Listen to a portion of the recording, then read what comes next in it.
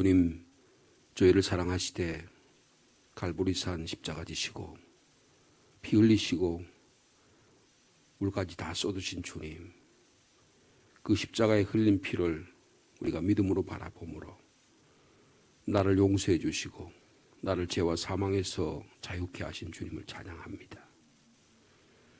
우리의 믿음이 주님의 십자가 위에서 있고 우리의 믿음이 나를 위해 다시 사신 놀라운 구원의 능력이 있음을 믿습니다.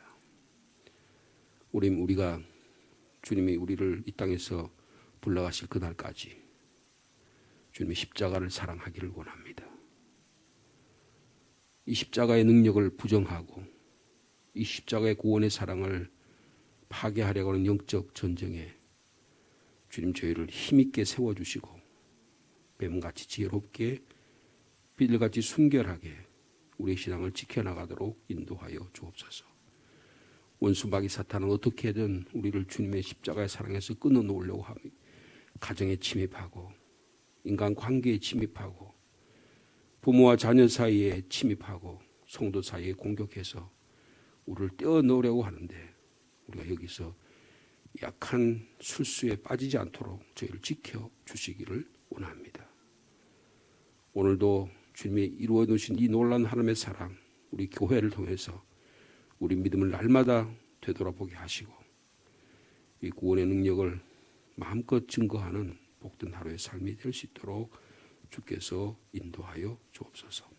우리의 영적 전쟁에 어디에 구멍이 있는지 무엇이 문제가 있는지 살펴볼 수 있는 지혜를 주시고 오늘도 하나님의 말씀을 통해서 깨닫는, 그래서 기도의 제목을 찾는 귀한 시간 되도록 주께서 축복하여 주옵소서. 예수님의 이름으로 기도하옵나이다. 아멘. 여호수아 11장 16절 말씀부터 23절 마지막 절까지 말씀이 되겠습니다.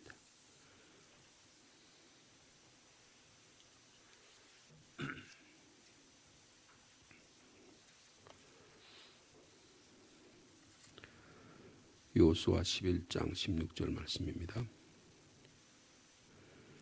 여호수아가 이같이 그 온 땅 곧 산지와 온 네겝과 고센 온 땅과 평지와 아라바와 이스라엘 산지와 평지를 점령하였으니 곧 세일로 올라가는 한락산에서부터 헤르몬산 아래 레바논 골짜기의 발갓까지라 그들의 왕들을 모두 잡아 쳐 죽였으며 여호수아가 그 모든 왕들과 싸운 지가 오랫동안이라 기브온 주민 히비 족속 외에는 이스라엘 자손과 화친한 성읍이 하나도 없고 이스라엘 자손이 싸워서 다 점령하였으니 그들의 마음이 완악하여 이스라엘을 대적하여 싸우러 온 것은 여호와께서 그리하게 하신 것이라 그들을 진멸하여 바치게 하여 은혜를 입지 못하게 하시고 여호와께서 모세에게 명령하신 대로 그들을 멸하려 하심이었더라.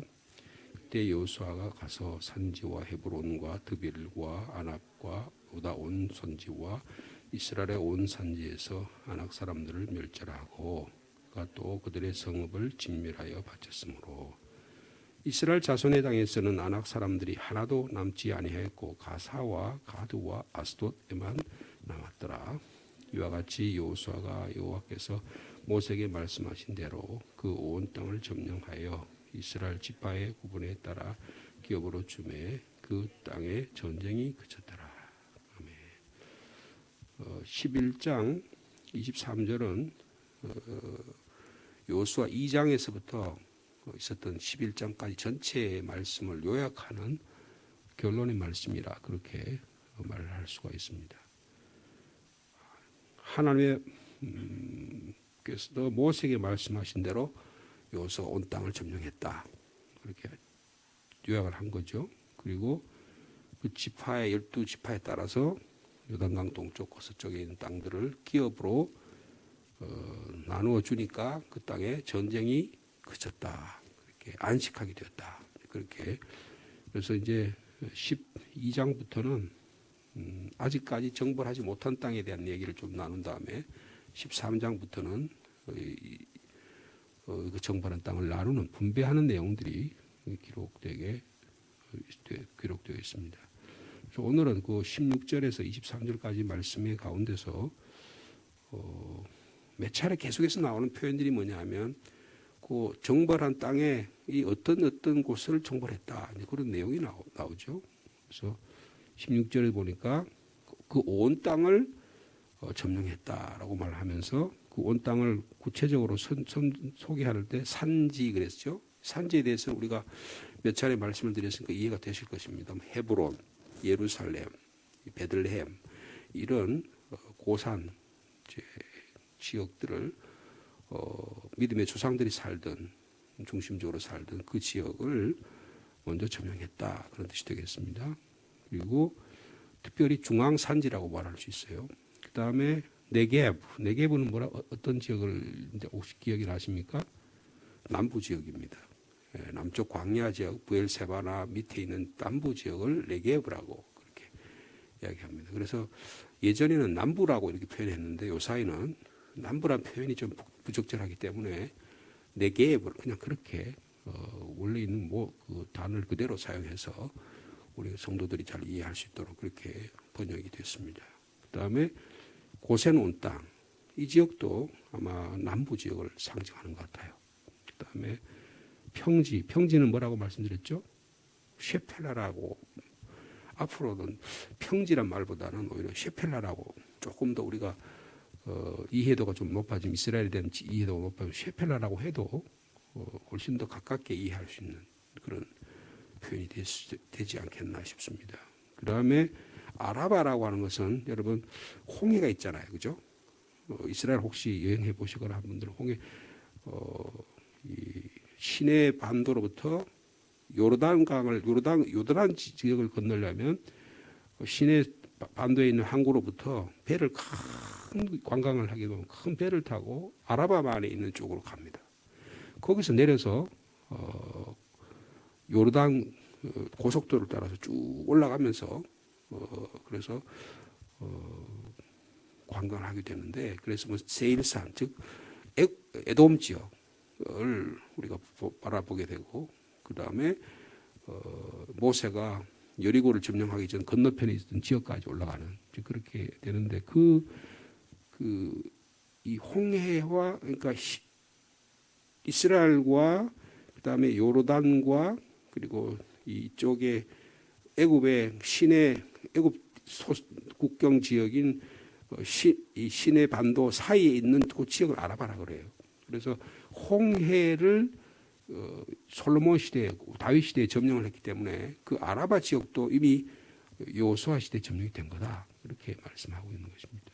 굉장히 중요한 지역이에요. 예를 들면 이것은 왜 이렇게 중요하냐면 여러분 소련이 지금은 러시아라고 말하면 소련이 예전에는 그러니까 부동항, 얼지 않는 항구를 찾기 위해서 굉장히 많이 노력을 했어요. 예를 들어 블라디보스톡이 소련의 땅이잖아요. 근데 그 겨울이 되면 그 항구가 바다가 얼기 얼기 때문에 배를 정착하고 군사를 하기가 어려워요. 발티케라고 해서 지금 한참 전쟁이 문제가 되는 지금 지역이 있잖아요, 그죠? 거기 그 밑에 있는 지역이 발티케거든요. 그 발티케를 딱 둘러싸면 소련이 유럽 쪽으로 배를 띄울 수가 없어요. 그래서 유럽 사람들은 딱 러시아를 공격하기 위해서는 러시아를 하기 위해서는 딱 거기를 막아버리면 되는 거예요. 그만큼 항구를 차지하는 건 대단히 중요한 것입니다. 그래서 여기 이스라엘도 아라바마를 딱 말하고 홍해 쪽으로 나올 수가 없어요. 그 홍해 쪽으로 가는 게 왜 이렇게 중요하냐면 홍해를 통해서 다 솔로몬 시대 가면 주로 이 아라비아 지역 그리고 특별히 아프리카 지역과 무역을 하게 되는 거예요. 그러니까 굉장히 중요한 항구가 아라바 지역이라고 하는 것을 볼 수 있어요. 그래서 어떻게 이 땅을 점령했다라고 하는 것은 대단히 중요한 전략적인 요청지가 되는 것입니다. 그 다음에 다시 이스라엘 산지와 평지를 점령했다. 그렇게 말씀합니다. 그 다음에 17절에 보면 그럼 어디까지가 경계냐? 이제 그걸 또 설명하는 내용이 17절이에요. 여러분 세일로 올라가는 한락산에서부터 남방 한계선입니다.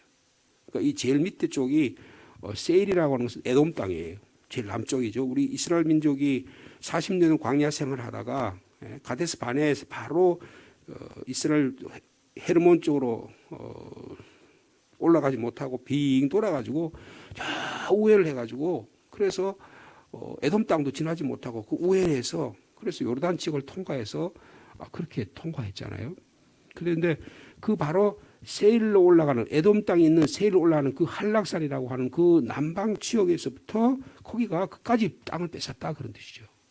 그러니까 지금 경계를 표현하는. 그 다음에 헤르몬산 어디 한계를 이야기할까요? 북쪽 한계입니다. 그러니까 남쪽의 한락산에서부터 북쪽의 한계가 되는 헤르몬산, 그래 아래 레바논 골짜기까지가 레바논 골짜기 발라까지가 거기가 전체 여호수아가 땅을 차지한 영역이 된다. 그렇게 얘기하는 것입니다. 그래서 그들이 있는 그 땅에 있는 모든 왕들을 모두 잡아 죽였다. 근데 그 시간이 얼마나 걸렸다 그랬어요? 여호수아가 그 모든 왕들과 싸운 지가 상당히 오랜 기간 동안 싸웠다라는 것을 볼 수 있습니다. 우리는 지금 뭐 2장에서 12장까지 가니까 금방일 것 같지만 오랜 세월 동안에 이 싸움이 일어났다는 것을 말씀해 주고 있습니다. 우리의 영적 전쟁도요.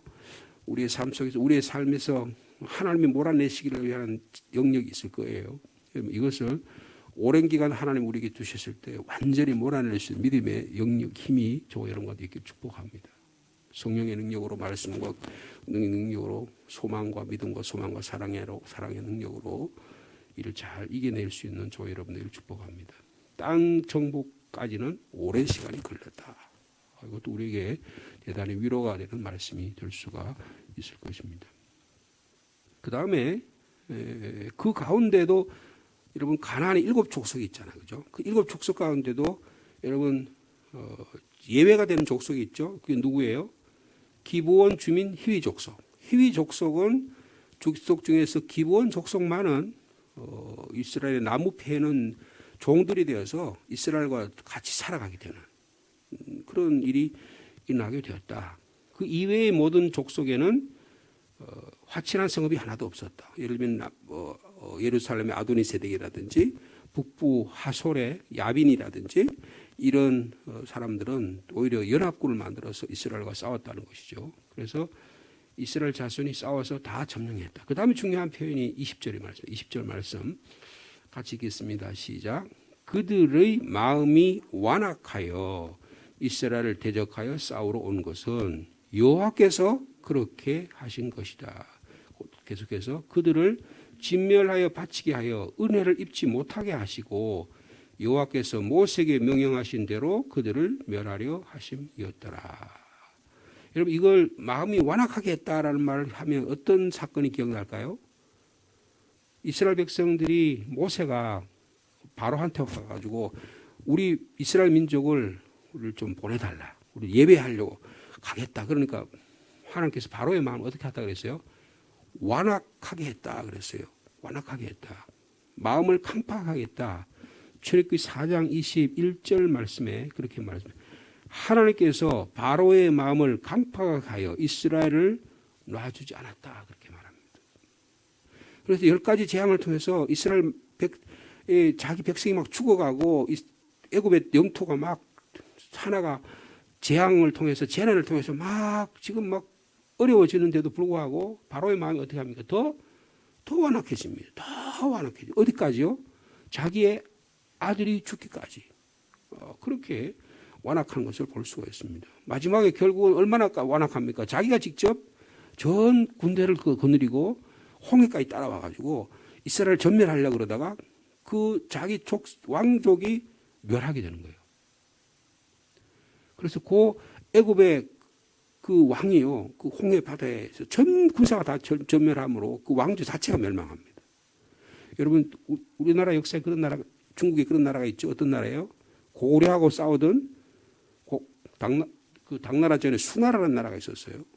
수나라가 천하를 통일했습니다. 수나라가 천하를 통일했는데 고려하고 공격하려고 고려를 공격하다가 을지문덕, 우리 대표적으로 알죠? 살수대첩이라고 그러잖아요. 그죠? 을지문덕과 싸우면서 대패를 합니다. 그래서 그 연계 소문과 그 군사력을 갖고 있는 그 지역으로 인해서 그 일로 인해서 수나라가 멸망을 합니다. 그 전쟁이 실패했다고 하는 것은 그 고대 사회 전쟁이 실패했던 그 왕권 자체가 지도 체제 자체가 무너질 수 있는 그만큼 엄청난 영향력을 끼치는 것이죠. 그래서 마음을 완악하게 했다. 즉 이 설명을 하는데 그들의 마음을 완악하여 이스라엘을 대적하여 싸우러 온 것은 그러니까 마치 출애굽 시대에 모세가 이스라엘 백성을 이끌고 하나님 예배하라고 우리를 보내달라고 말하니까 바로의 마음이 완악해진 것처럼 그런 뜻이에요.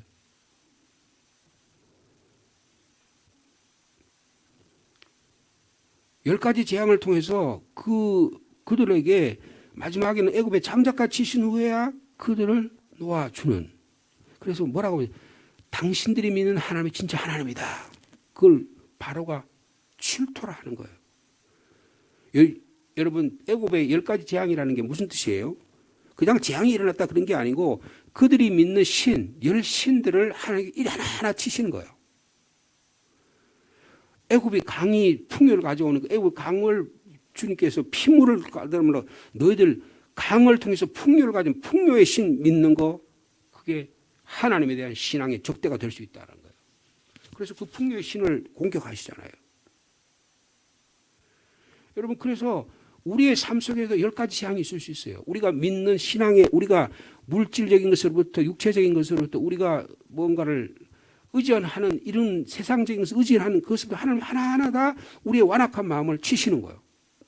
그래서 마지막 홍해를 건너서 애굽에 대한 기억을 완전히 상실할 때까지 하나님께서 공격하셔서 우리의 마음을 완악하게 하실 때가 있다는 거예요. 즉 그 이야기를 합니다. 그래서 왜 이렇게 하실까요? 가나안 땅에 들어와서도 이 사람들의 마음을 완악하게 했다는 거예요. 여러분 애굽의 7족속을 하나님께서 멸하시기 위한 방법이세요. 그래서 전적으로 이스라엘을 하나님만 의지하게 만드는 거예요. 하나님 은혜만 의지하게 만드는 거예요. 여러분 오늘 이 본문이 영적으로 잘 이해될 수 있는 이 아침이 되기를 축복합니다. 우리 마음이 얼마나 완악하면 우리가 얼마나 자기중심적이면 우리의 생각들이 얼마나 철저하게 죄의식에 사로잡혀 있는지를 말씀하고 있다는 것이죠. 그들의 마음이 완악하여 이스라엘을 대적하여 싸우러 온 것은 하나님께서 그렇게 한 것이죠. 어떻게 하나님? 그들을 진멸하게 바치기 위해서 가나안 7족속 기브온 히위 족속을 제외한 모든 사람을 바치기 위해서 은혜를 입지 못하게 하셨다. 누구를 은혜 있게 하기 위해서? 우리로 은혜 있게 하기 위해서. 여러분 이것은 전적인 하나님의 은혜입니다. 우리가 오늘도 살아가고 이 코로나19의 큰 재앙 가운데 우리를 살아가게 하시는 하나님 전적인 은혜로 받아들여져요. 그 다음에 보면 20절 후반절 여호와께서 모세에게 명령하신 대로 그들을 멸하려 하십니다. 이 본문의 말씀 한 구절 한번 읽어보겠습니다. 20장 신명기 20장 여호수아 앞에가 신명기죠. 신명기 20장 16절 말씀이 되겠는데요. 내 하나님 여호와께서 내게 기업으로 주시는 이 민족들의 성읍에서 어떻게 해요? 호흡 있는 자를 하나도 살리지 말아라. 그래서 그들이 살리지 말아야 할 족속들의 이름이 같이 읽겠습니다. 시작. 곧 헷 족속과 아모리 족속과 가나안 족속과 브리스 족속과 히위 족속과 여부 족속을 내가 진멸하되 내 하나님 여호와께서 내게 명령하신 대로 하라. 하나님께서 모세를 통해서 말씀하셨어요.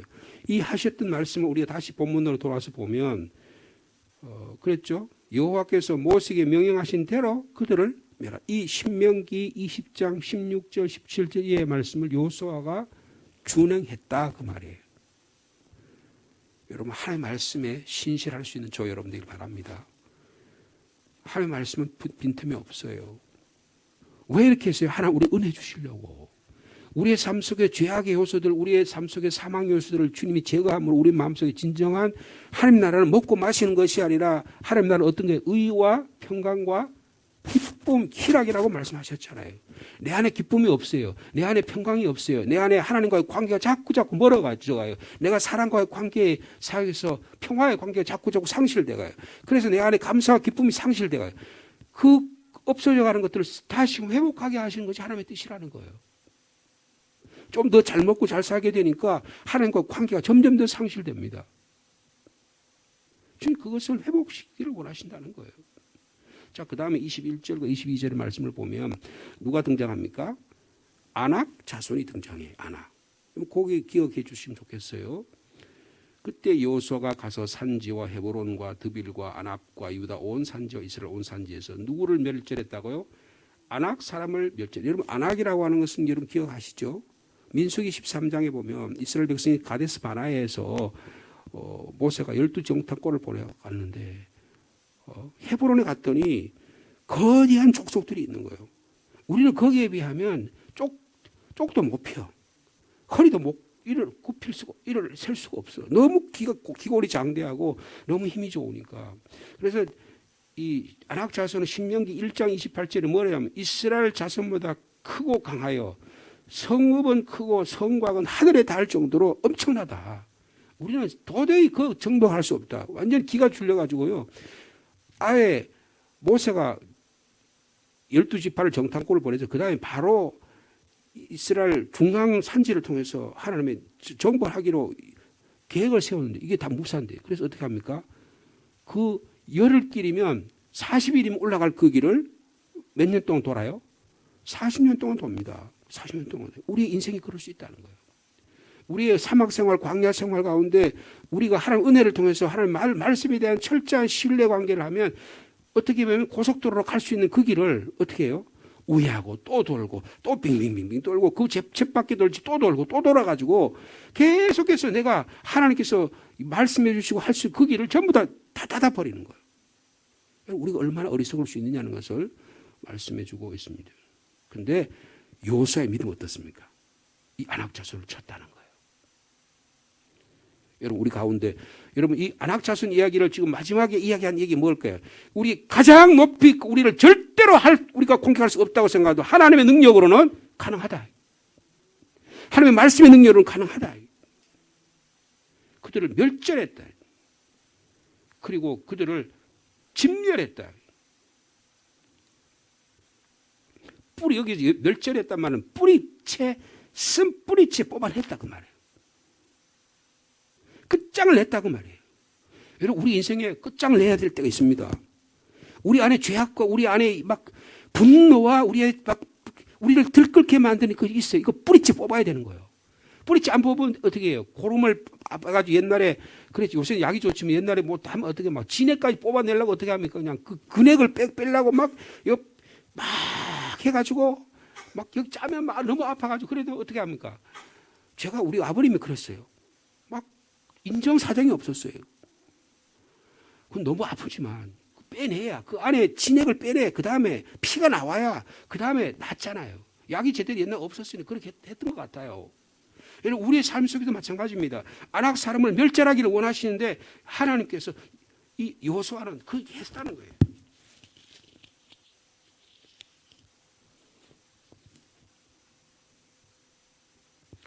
이 아낙 자손의 정복 없이는 가나의 정복이 불가능한 거예요. 우리의 삶 속에 각각이 다른 그런 것들이 있으리라고 생각합니다. 성령의 능력으로 말씀의 능력, 전적인 하나님의 은혜로 그 주시는 믿음으로 영적 전쟁에 승리하는 오늘 하루 삶을 축복합니다. 그런데 재미있는 표현이 22절에 있어요. 이스라엘 자손 땅에서는 아낙 사람이 하나도 남지 않았는데 어디는 남아있대요? 가사와 가드와 아스도스에는 남아있다. 이 얘기를 왜 해야 할까요? 이게 어디와 관계가 있을까? 여러분 성경 읽은 기억으로는 블레셋에 누구를 생각하시면 돼요? 골리앗입니다. 골리앗이 남아있다는 거예요. 우리의 신앙에 아직도 골리앗이 남아있는 거예요. 사울 왕이 이걸 해결을 못합니다. 골리앗 때문에 전 이스라엘 백성이 사무엘상 10장 17장에 가면 이것 때문에 해결이 안 돼요. 그런데 하나님 누구를 보내세요? 소년 다윗을 보내십니다. 믿음의 사람 소년은 다윗, 성령의 사람 믿음의 사람을 다윗을 보내서 하나님 역사하게 하시는 거예요. 자, 먼저 23절 말씀 같이 읽습니다. 시작. 이와 같이 여호수아가 여호와께서 모세에게 말씀하신 대로 그 온 땅을 점령하여 이스라엘 지파의 구분에 따라 기업으로 주매 그 땅에 전쟁이 그쳤더라. 우리 마음속에 참 안식과 평화가 있는 오늘 하루의 삶이 되기를 축복합니다. 전쟁이 그쳤더라. 아브라함과 그 후손에게 땅을 주시겠다는 하나님의 약속, 창세기 15장에 있던 말씀이 여기 와서 이루어졌다 그 말이에요. 여러분, 하나님의 약속의 말씀이 이루어집니다. 오랜 세월이 걸렸어요. 그런데 누구를 통해서 이루어졌다? 여호수아를 통해서 이루어졌다. 말씀과 신실한 하나님의 말씀에 철저하게 순종한 하나님의 사람을 통해서 하나님은 이루어 가신다.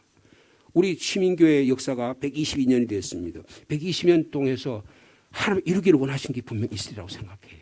아직까지 이루지 못한 게 있으리라 생각합니다. 이 하나님의 나라를 이루는 하나님의 의와 그리고 평화와 평강과 기쁨과 희락의 것들을 하나님 이루시기를 원하신데, 개인적으로도 우리 교회적으로든 국가적으로든 이것을 이룰 수 있는 능력의 사람을 주님이 기다리고 계신다. 말씀의 사람을 기다리고 계신다. 하나님 말씀에 철저하게 순종한 사람을 기다리고 계신다. 근데 이 약속의 말씀이 모세라고 하는 사람을 통해서 또 약속을 해 주신다 그 말이에요. 주의 종들을 통해서, 강단을 통해서, 우리의 삶에 통해서, 여러 부모님을 통해서, 믿음의 사람을 통해서 그 약속에 계속해서 이루기를, 계속해서 메시지를 주고, 그렇게 하면 안 되지, 다 주님께로 돌아와야지, 하나님의 말씀에 내가 다시 새롭게 살아야지, 그런 우리들이 날마다 도전을 주신다 그 말이에요. 그 약속의 말씀을 여호수아 시대에 와서 이루어 가신다. 여호수아 그런 의미에서 위대한 사람입니다. 이 약속의 말씀을 실천에 옮긴 사람은 여호수아예요.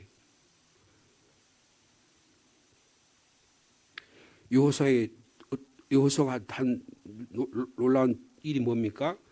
땅을 점령했을 뿐 아니라 그 다음에 뭐라 했어요? 이스라엘 지파의 구분에 따라 땅을 나누기도 했다는 거예요. 야, 어떻게 이런 축복까지 받을까요? 여러분이 개인적으로 건강 문제뿐만 아니라 재산 문제뿐만 아니라 하나님의 성령 은사가 많아가지고요, 여러분 안에 삶의 기쁨이 충만하기를 원합니다. 근데 그거를 어떻게, 이걸 또 내 혼자만 소유하는 게 아니고 어떻게 한다고요? 자녀에게, 성도들에게 함께 나눈다는 거예요.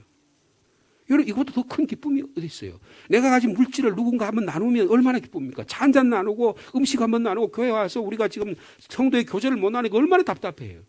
그럼 이런 재앙의 문제가 다 지나가고 우리가 성도들이 모여서 함께 나누고, 김치 해놓고 막 찌개 끓여가지고 아니면 국을 끓여가지고 그 성도들이 식사할 수 있는 일이 일어나면 얼마나 기쁘겠어요.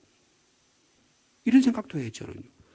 아니, 주일날 식사하게 되면 예배는 참석 안 했다가 그때 잘 짜고 여기 와서 식사하러 오신 분들 있잖아요. 난 그분들이 보고 싶어요. 그분들도 와서 그래도 교회에서 가면 그래도 밥 한 끼, 한 끼 식사할 수 있다고 한 생각들이 얼마나 소중한 공동체. 근데 그게 없잖아요. 나누는 일이 얼마나 깊은 일입니까? 그런데 여호수아는 그런 일을 감당했다는 거예요. 여러분, 한 사람이 어떤 애에 따라서 그 가정, 그 교회, 그 공동체가 달라집니다. 여러분, 이번 3월 대통령 선거에도 이런 믿음의 사람, 나눌 수 있는 능력의 사람이 우리가 세워지기를 원합니다.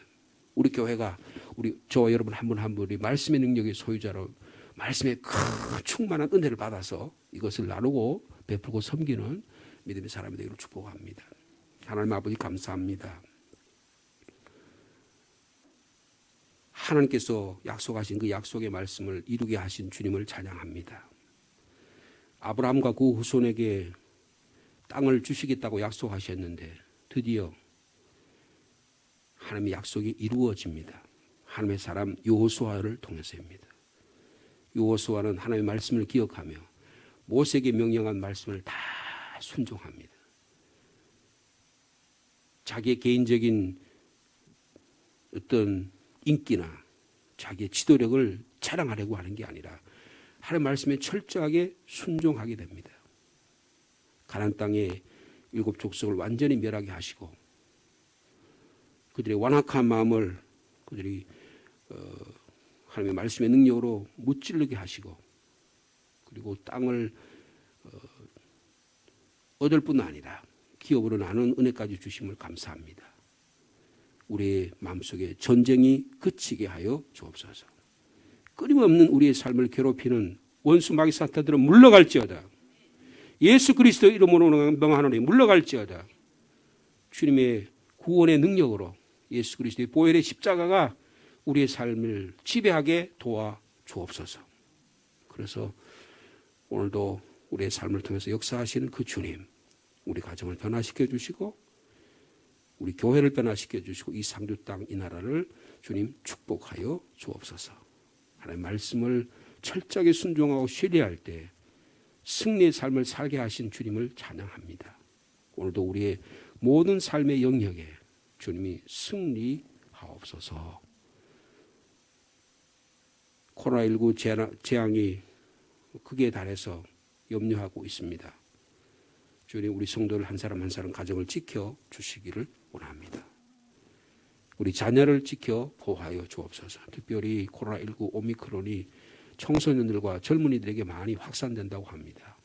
우리 자녀를 한 사람 한 사람 더 조심스럽게 하시고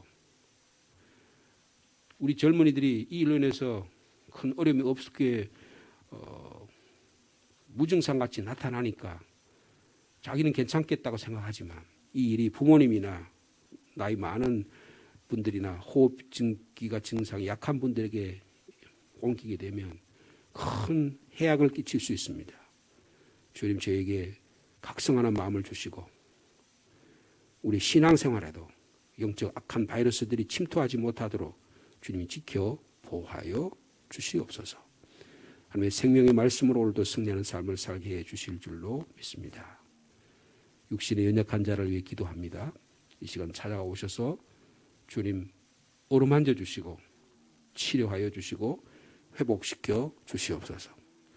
육체 연약할 뿐 아니라 신앙의 큰 갈등과 고민 가운데 있는 분들도 있을 줄 압니다. 주님 찾아가 주시기를 원합니다.